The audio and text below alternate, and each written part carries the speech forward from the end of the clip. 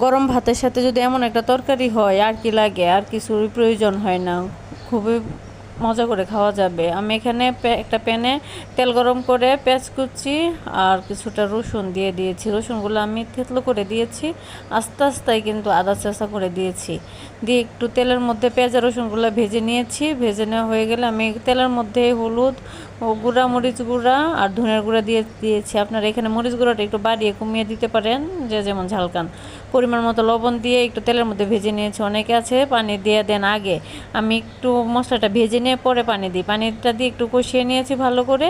কষিয়ে নেওয়ার পরে আমি এখানে কিছুটা চিংড়ি মাছ দিয়ে দিব, কম বেশি দিতে পারেন। আমি এখানে অল্প কয়েকটা চিংড়ি ব্যবহার করলাম, কারণ লতিতে অনেক অ্যালার্জি, চিংড়িতে অ্যালার্জি, কিন্তু খেতে তো ভালো লাগে, এই জন্য সামান্য একটু দিয়ে রান্না করেছি। আপনি এখানে বাড়িয়ে কমিয়ে দিতে পারেন, বড় চিংড়ি ছোটো চিংড়ি সবই দিয়ে রান্না করতে পারেন। পরে কিছুটা পানি দিয়ে চিংড়ি মাছটাকে আমি ভালো করে কষিয়ে নিব। চিংড়ি মাছটা কষানো হয়ে গেলে আমি এখানে কিছুটা শুটকি দিয়ে দিব, ভিজা শুটকি, 2টা ভিজা শুটকি আমি দিয়ে দিলাম। ভিজা শুটকি বলতে কি চাপা শুটকি, পুঁটি মাছেরটাও দিতে পারেন, আমি এখানে বাঁশপাতারটা ব্যবহার করেছি, আপনার যে কোনোটাই ব্যবহার করতে পারেন।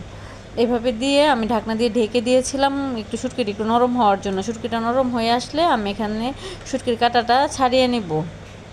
শুটকির কাঁটাটা ছাড়িয়ে নেওয়ার কারণ হলো যেন তরকারিটা কাটা কাটা না হয়। যদি আমি শুটকিটা ওইভাবে থেতলে দিতাম তাহলে কি হতো, তরকারির মধ্যে কাটা কাটা লাগতো, গলায় বাঁধতো, খেতে ভালো লাগতো না। এইভাবে যদি আমি ছাড়িয়ে নিতে পারি তাহলে অনায়াসে চোখ বন্ধ করে তরকারিটা খাওয়া যাবে।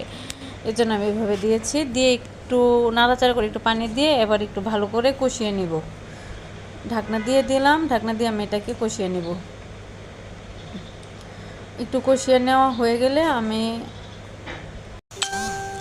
এখানে তেলটা পানিটাকে ভালো করে শুকিয়ে নিয়ে নেব। শুকিয়ে নেওয়া হয়ে গেলে ফ্রোজেন করা লতি দিয়ে দিয়েছি। আমার লতি ফ্রোজেন করা ছিল, আমি অনেক দিন আগে ফ্রোজেন করে রেখেছি। ওই লতিটা অনেক ভালো লাগে। লতি সবসময় নিয়ে বেছে খাওয়াটা কষ্টসাধ্য, একদিনেই অনেকগুলো লতি আমি ফ্রোজেন করে রেখে দিয়েছিলাম বেছে।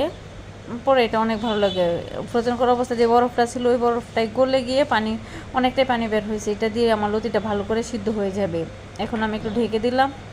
দেখেন কত সুন্দর করে মাখা মাখা হয়ে যাচ্ছে। ওই পানিটা শুকিয়ে গেছিলো, লতাটা নরম হয়ে গেছে। আমি লতাটা আবার একটু ভাপ দিয়ে ফ্রিজে রেখেছিলাম। আপনারা একটু ভাপ দিয়ে ফ্রিজে রেখে দেবেন, ডিপ ফ্রিজে। পরে শুধু বের করে তরকারিটি এভাবে রান্না করে ফেলবেন, দেখবেন যে কত ভালো লাগে। একবার শুধু এইভাবে ট্রাই করতে পারেন, ট্রাই করে দেখেন এটা খেতে কেমন লাগে। এটা অনেক লোভনীয় হয়। আমি যে প্রসেসে রান্না করছি আপনার ওই প্রসেসে যদি রান্না করে